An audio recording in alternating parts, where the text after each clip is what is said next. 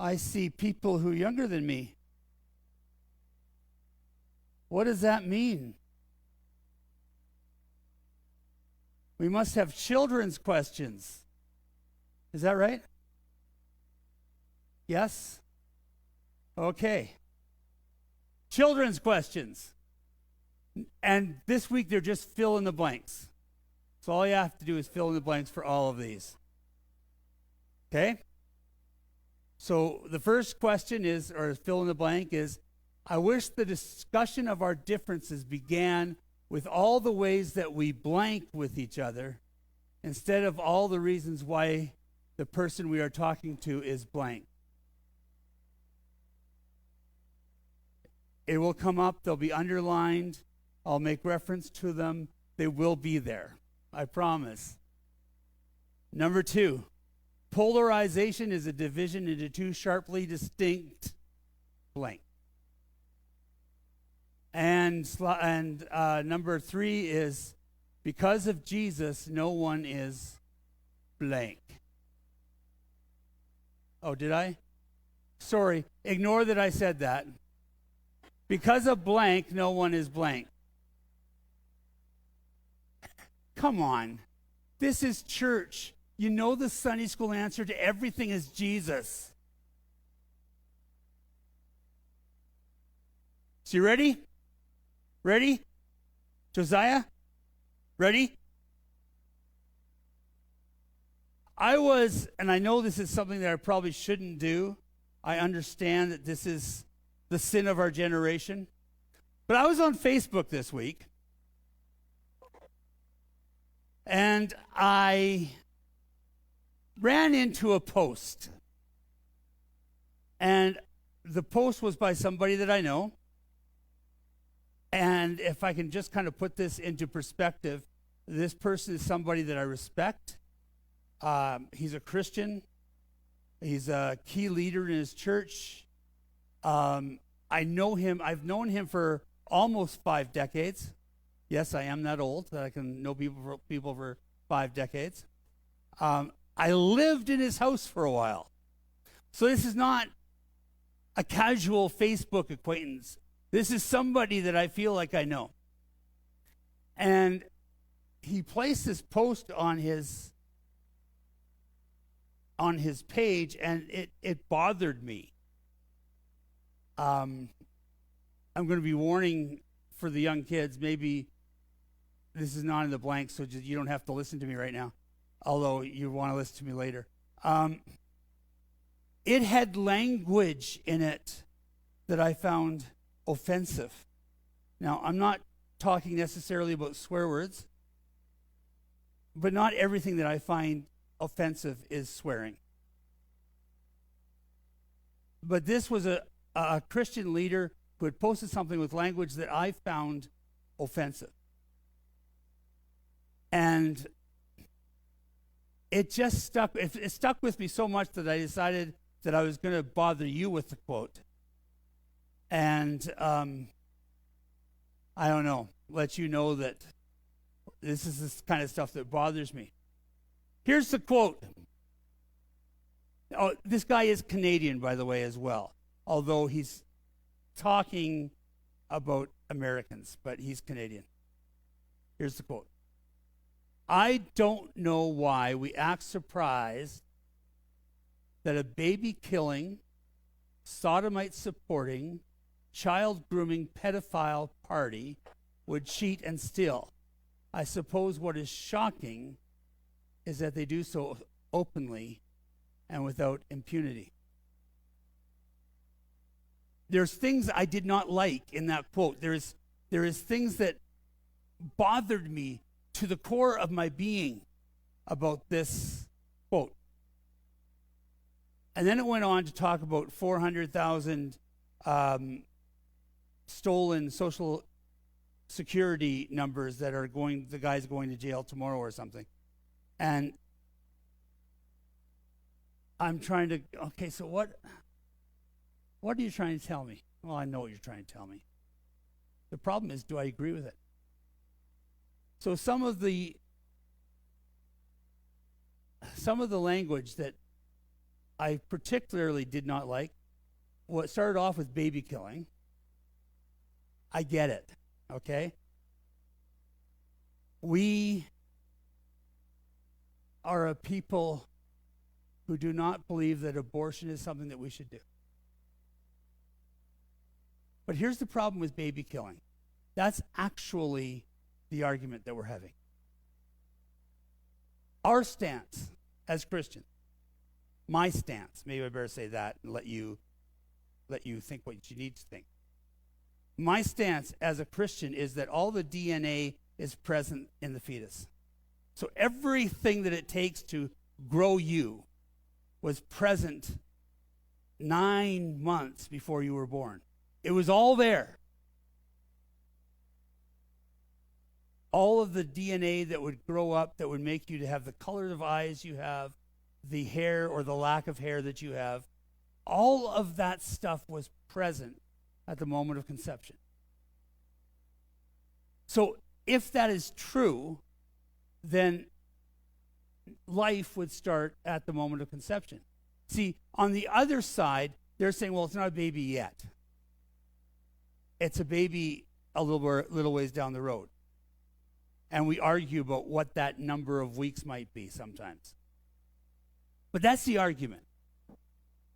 And this whole idea of baby killing is something that is emotional. And by the way, if I can just say this without getting into too much trouble, I'm sure you know my email. Both sides exaggerate the problem to make it worse than it is. From our side, we exaggerate how late in the term that they want to do the abortion. I have not yet met any left-leaning sinner who said that, aborting a baby when they're 3 weeks old is an okay thing to do. But we make it sound like that's true. We exaggerate. And people believe us, which is part of the problem. So the first offensive was that one. The next one was sodomite supporting. If you've heard me preach on Sodom, you'll know that I think we've got that wrong. The sin of Sodom is not what we think the sin of Sodom is. The sin of Sodom is unhospitality, of not welcoming the stranger into our midst. And if that's what this person is meaning, then I'm sorry, because I read it wrong. But if you read Genesis 18 and 19, you can't get to what we think sodomite means from those two chapters. At least I can't get there. And I find that using that word is emotionally disturbing. The next one is pedophile. Blaming a whole group of people and saying that they are pedophiles is offensive. It is not something we should ever do. It goes back to this whole false story that was made, almost a decade ago about certain people running a pedophile ring out of a pizza parlor. It didn't happen. It's not true. And what bothers me even more is that this is coming from a Christian. Because we're supposed to be friends of truth. And yet it's not. So, I struggle. And I struggle because what's trying to be made here, rather than writing this in a different way, which I think it could have been, is that they're trying to get an emotional reaction out of us. They're trying to stoke my emotions so that I will get mad and agree with their political position. And to me, that's wrong. They know what buttons to push on a Christian to get them upset. And to be perfectly blunt, I just don't like people pushing my buttons.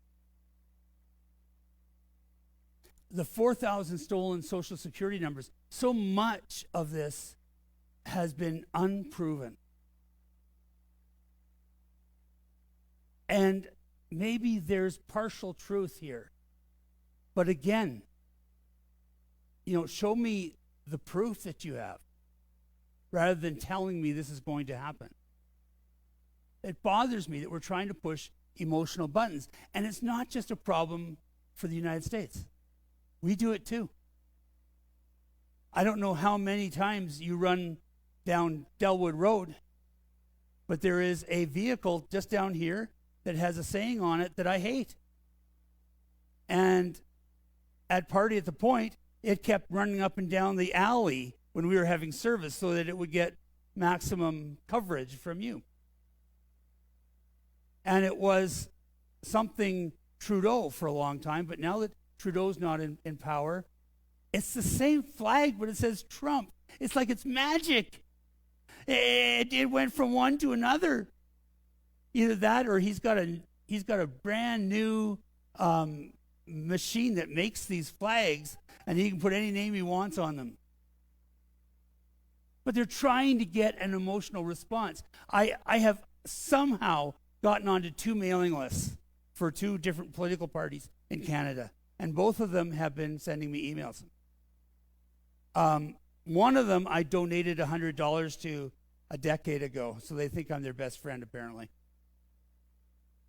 So just word of warning, don't do that. The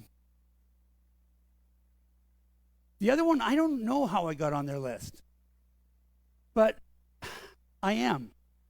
And so they sent out a poll this week, and the poll was to see how their support was doing. And it said, will you take the poll? And I said, sure, why not? If you're going to ask me questions. Well, you know what? This poll didn't ask me questions that I could actually answer honestly, right? I wish I could have written them. I should have written them down when I was doing it, but I was too mad.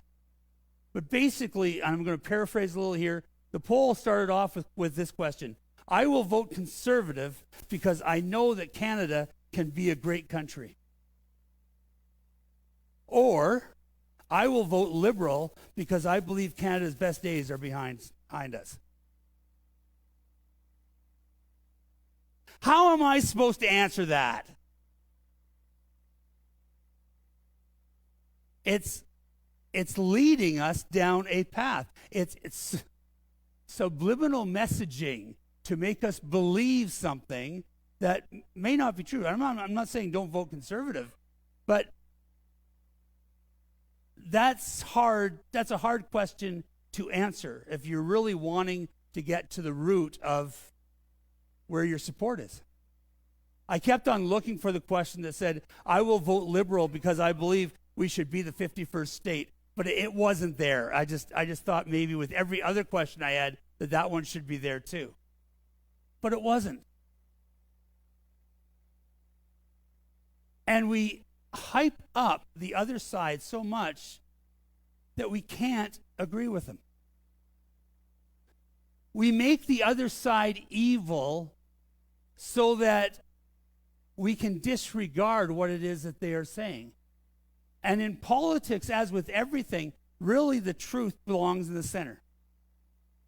And if we have a divided House of Commons, which is likely, we will probably have another minority government.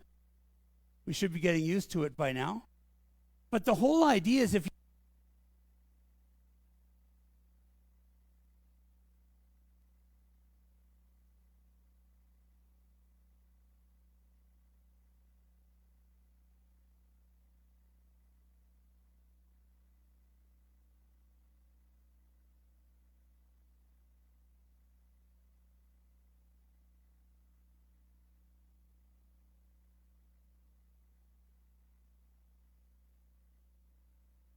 hello?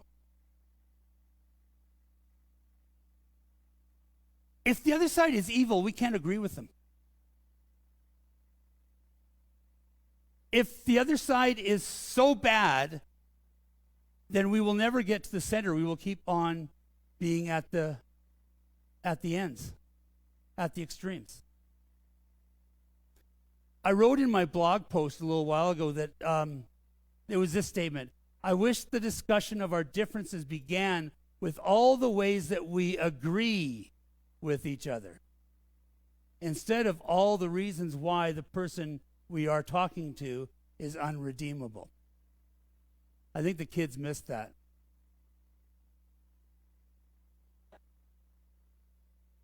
I wish the discussion of our differences began with all the ways that we agree with each other, instead of all the reasons why the person we are talking to is unredeemable.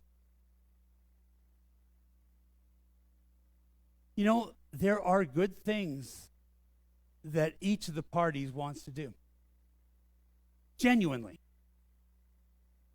Not all good ideas come from Mar-a-Lago.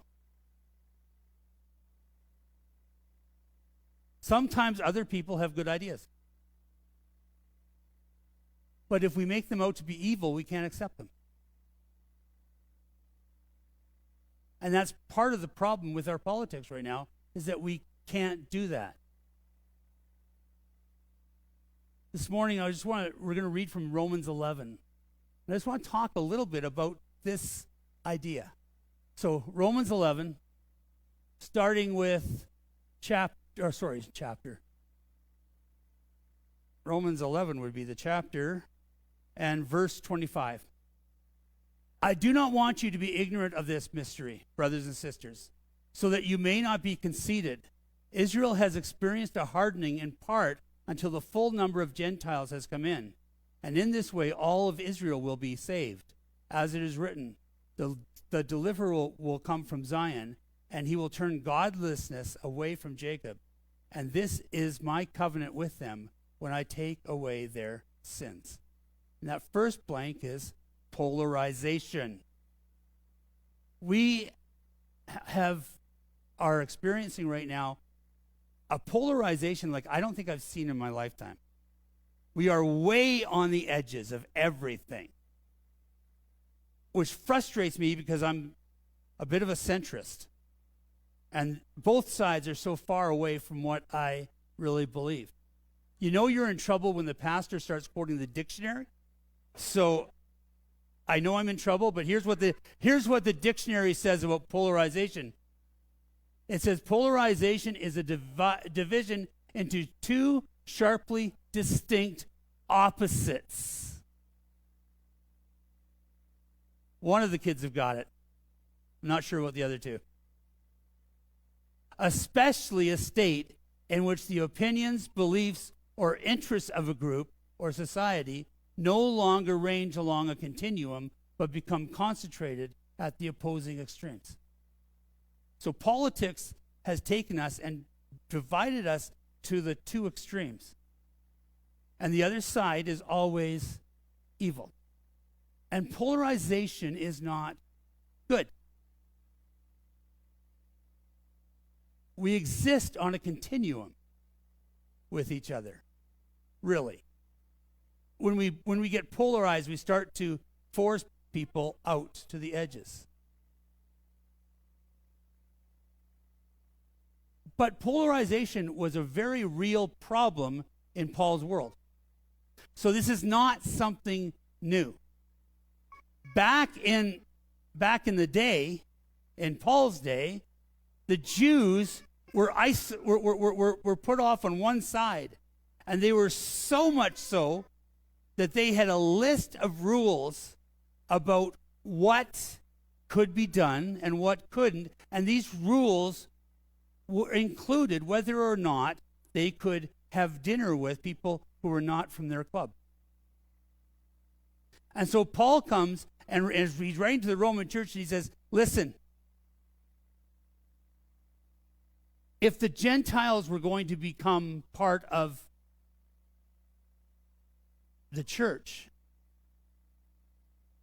the first thing that had to happen was that the Jews had to be set apart for a while.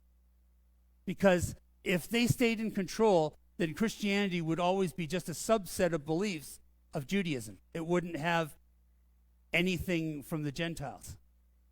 And for a long time, that's what they were. But there were a couple problems that Paul wants to address. And the first one is this. He is afraid that his Gentile readers will take too much pride in the failings or hardening of the Jews.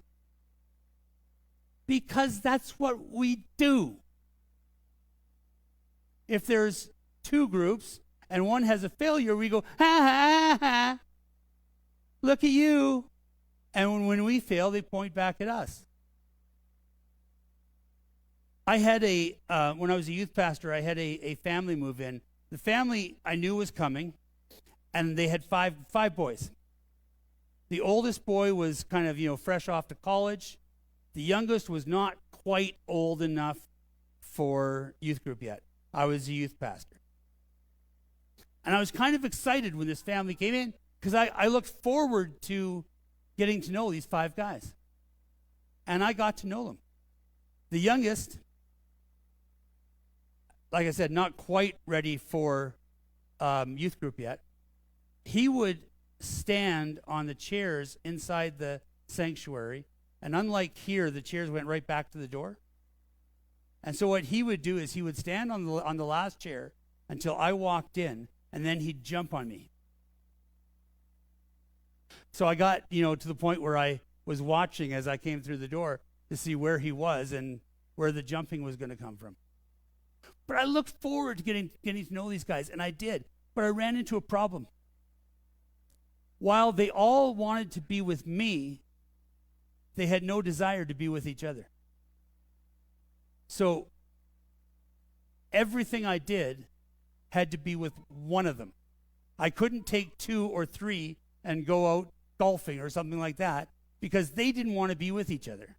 So I just had to go and play computer games with one guy, play basketball with another, but I had to do everything individually because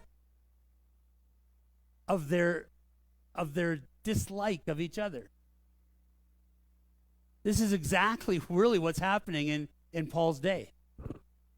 The Jews are saying, listen, if you want to become a Christian, first you have to become a Jew. First, you have to do what we do. And Paul's saying, for a moment, I'm going to set them aside. It's not that I don't love them. It's not that they are going to be there forever. But for now, I need the Gentile church to come in. So he says, I'm going to pull in the maximum number of Gentiles. But Paul also raises a second idea, and this is that the inclusion of one might mean the exclusion of others. If I included one son, it means I had to exclude four others. So the inclusion of the Gentiles would make the Jews a little upset, and they would be excluded. The inclusion of the Jews would mean that they would not allow the Gentiles to come into the group, and this is a problem.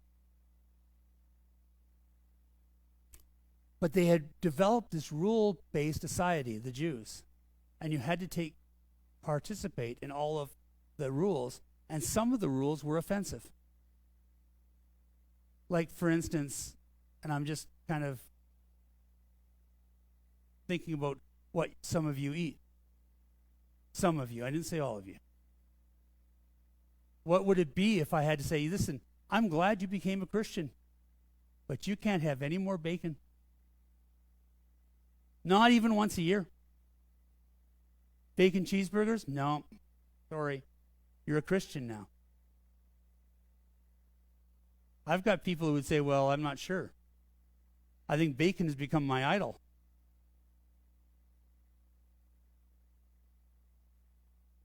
If the Jews were in charge, then everybody would have to be circumcised, which maybe doesn't sound like a problem to us, but back in the day, a lot of sports were done in the nude, and a circumcised male was showing off a little more than people really wanted to look at.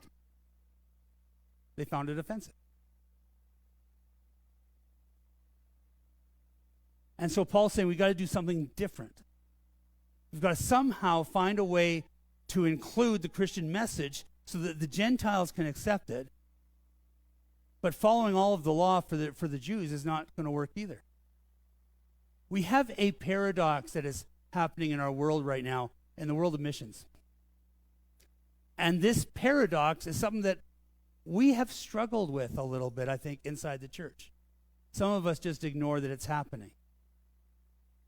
But did you know that in this world there are Christian Muslims? There are also Christian Hindus, Christian Buddhists. And you're just going, well, how can this be? And it is people, like there are mosques for Christ. And basically these are people that have said, listen, we accept that Jesus Christ is the Son of the Father, the only God. We believe that he died on a cross to save us. And that is the only way for salvation. But we are culturally Muslim. So we will celebrate Ramadan. We will just do so in a Christian way. And why that's hard for us is because a lot of this stuff has become not cultural, but core to what we believe. And sometimes it's hard for us to sit back and say, oh, what is it that is essential about who I am as a Christian? I've told a story of a Baptist pastor who went to Africa. And he started his ministry. He built a bit of a church there, and everybody came to worship. He had a good following at worship, but every once in a while he'd want to baptize people. And so he would say, tomorrow at 2:00, we are going to have a baptism service down at the river. So everybody come and we'll baptize you, because that is essential in Christian thought. And so everybody would go down to the river, and the pastor would say, okay, who wants to be the first to be baptized? And nobody would volunteer. And so he'd do this over and over and over again. And the church service seemed to be fine, but the baptismal service at the river failed every time he tried to do it. And he couldn't figure out why.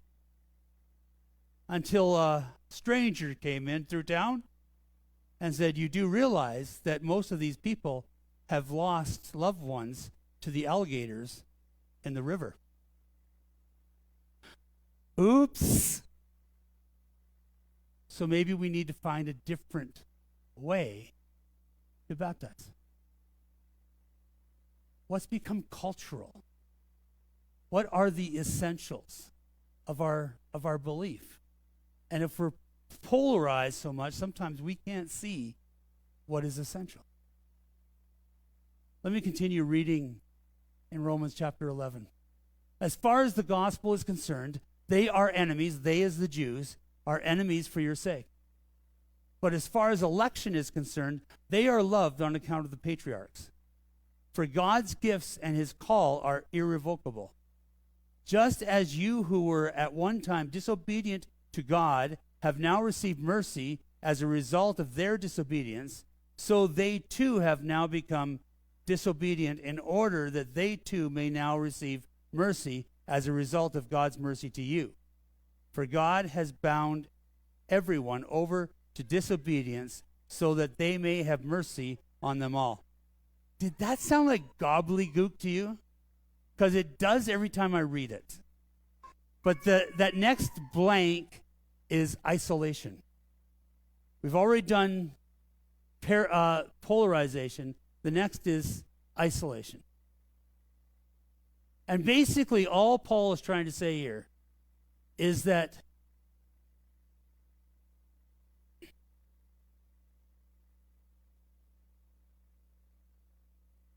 disobedience has become the calling card for what we are called from. We have all disobeyed. Every single one of us. We have all been isolated. Every single one of us. But the call is to bring us back. So I gave you an example of a post that my friend put on his Facebook page. It was his birthday recently. And I and a lot of other people wished him happy birthday, as you do on Facebook. And after his birthday was over, I read a post by him, and his post basically said, I was surprised I got so many happy birthdays because people seem to be driven away because of what I believe. And I said, well, yeah, but that's not supposed to be what's supposed to happen. We're not supposed to be isolated away from somebody else. There's a term that I have to be very careful with. It's called Judaizers. And Judaizers are people who were Christian who believed that we needed to keep all of the Jewish law. And they were becoming a problem.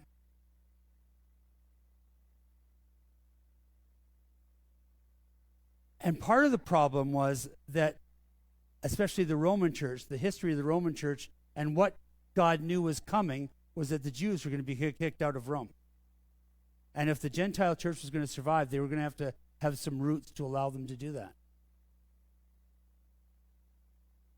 But the Judaizers wanted to make Christianity a subset of Judaism. Instead, the two had become polarized and isolated. And sometimes we're not sure what to do with that. I remember a story of a pastor a long time ago who was working in his yard, and he had just bought an electric welder. He had never welded before in his life, but he thought an electric welder would be a good thing to have. So he bought this electric welder, and a friend of his came over and drove up in this dilapidated old truck, and the exhaust system was rattling because there was a broken bracket. And so this pastor decided to say, hey, I just bought an electric welder. Would you like me to fix that exhaust bracket that's rattling? And the guy said, sure. So they got this, truck up a little bit. They started working on this bracket. Now, this guy never welded in his life. He was a pastor. I've never welded in my life. But he started to work, and he found out that welding was maybe a little harder than he thought it was, but he was doing okay. And his friend just kept on saying, oh, thank you for doing this. Oh, you're doing such a good job. I'm so glad. And he said, well, it's not as neat as it could be. He goes, oh, you're doing good. You're doing good. He was about halfway through the job when he realized that his friend was a shop teacher. Not only did his friend know how to weld, he taught kids how to weld as part of his curriculum. And the pastor started feeling a little bit foolish. But rather than upsetting the apple cart, his friend had decided to honor and encourage whatever moves he was making. Even if he was making a mess, at least he was trying. And as I thought of that story this week, I thought, would we have that kind of grace for people who come with us on our journey in faith? To recognize, hey, you're trying. Maybe you don't have it perfect yet. But let me encourage you. And I think that's where we're supposed to be. It's where Paul hoped the Gentile church would be. So that when the Jewish church started to come back into Christianity, rather than standing on the hill and pointing at them and telling them what they were doing wrong, that they would be the encouragers, that they would bring people in who had disobeyed.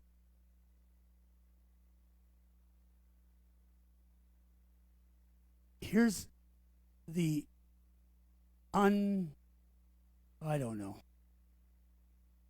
Here's the reality that you wish wasn't true.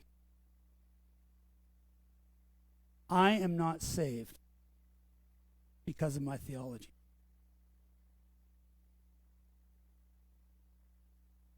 I'm not saved because of what I believe about Jesus coming back. I'm not saved by whether I believe in predestination or don't, or believe in tongues or don't. None of that's going to be on the exam when I get to heaven. The only thing that matters is that Jesus Christ died for my sins. He rose again.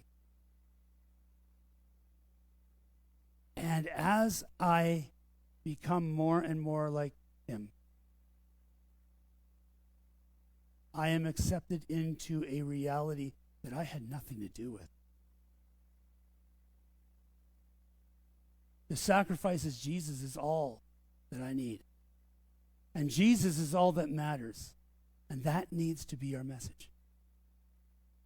When we're talking about the cultural, Jesus is what matters. Nothing else really matters. We can talk about it. We can have friendly arguments about it. I'm always up for friendly argument.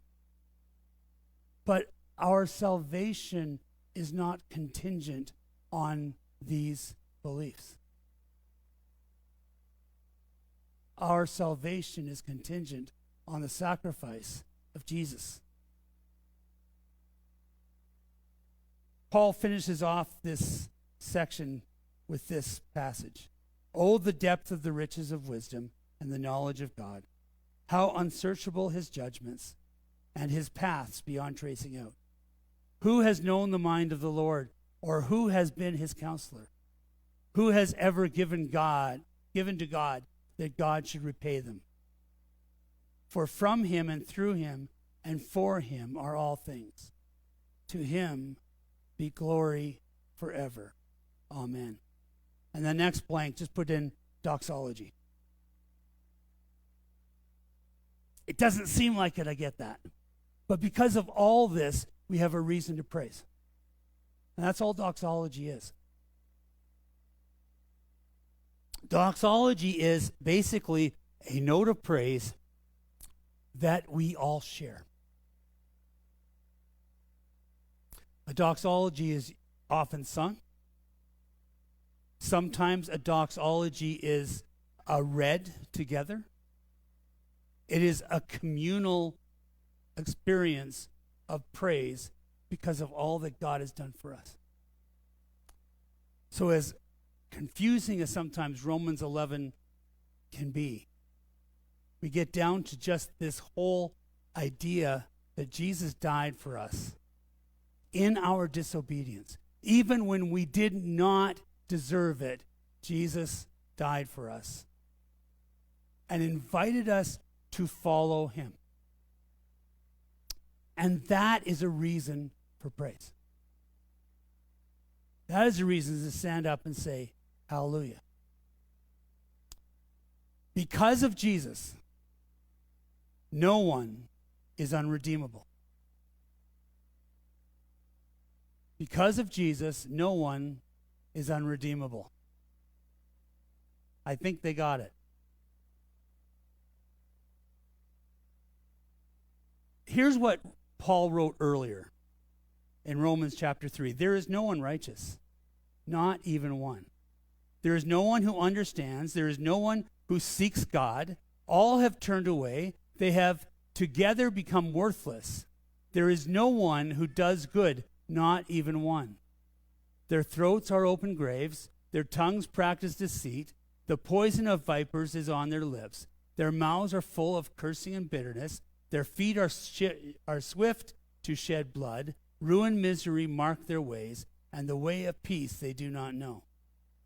There is no fear of God before their eyes, and yet no one is unredeemable. We are going to share communion this morning. Before we get there, there are a couple things I'd like to have us do. One, I said a doxology is either sung or read together. So this doxology in Romans 11, I want us to read it together. Will you do this with me? Oh, the depth of the riches of the wisdom and knowledge of God. How unsearchable his judgments and his path beyond tracing out. Who has known the mind of the Lord? or who has been his counselor? Who has ever given to God that God should repay them? For from him and through him and for him are all things. To him be the glory forever. Amen. Which includes us. In our disobedience, God has come to us and said, I choose you. I want you. I died so that you can have life. I'm going to ask the servers if they would come.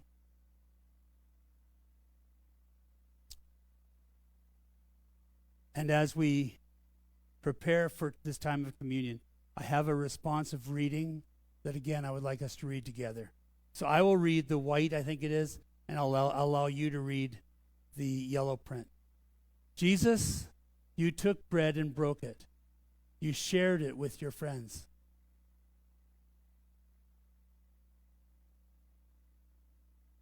Jesus, you took wine and poured it out. Grapes crushed the drain and drained of life.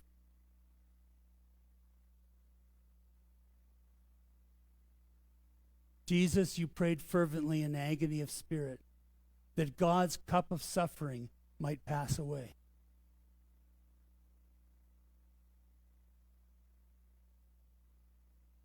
You hung upon a tree and were crucified for us, but looked in compassion on your murderers.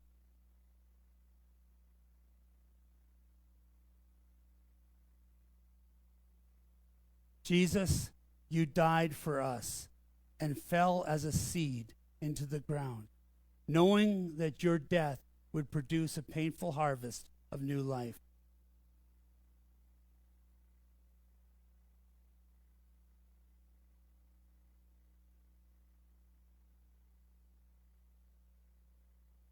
The worship team's going to come, and we are going to sing a song of praise.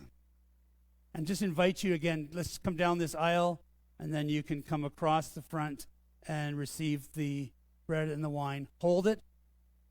We will take it together in just a moment. But recognize that this is our act of praise because God sacrificed for us even when we didn't deserve it. Let me pray. Father, may we understand in an even closer way what has happened to earn us your salvation.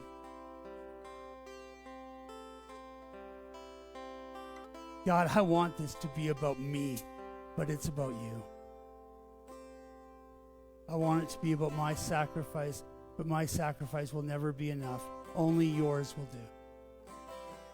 And for that, we praise you. For that, we humbly thank you. And just ask that you would continue to shape our lives. Please, Lord, take these elements, bless them, and allow them to be used in our lives to make us just a little more like you. We thank you that you died for us even in our disobedience. You opened a door so that we could walk through it.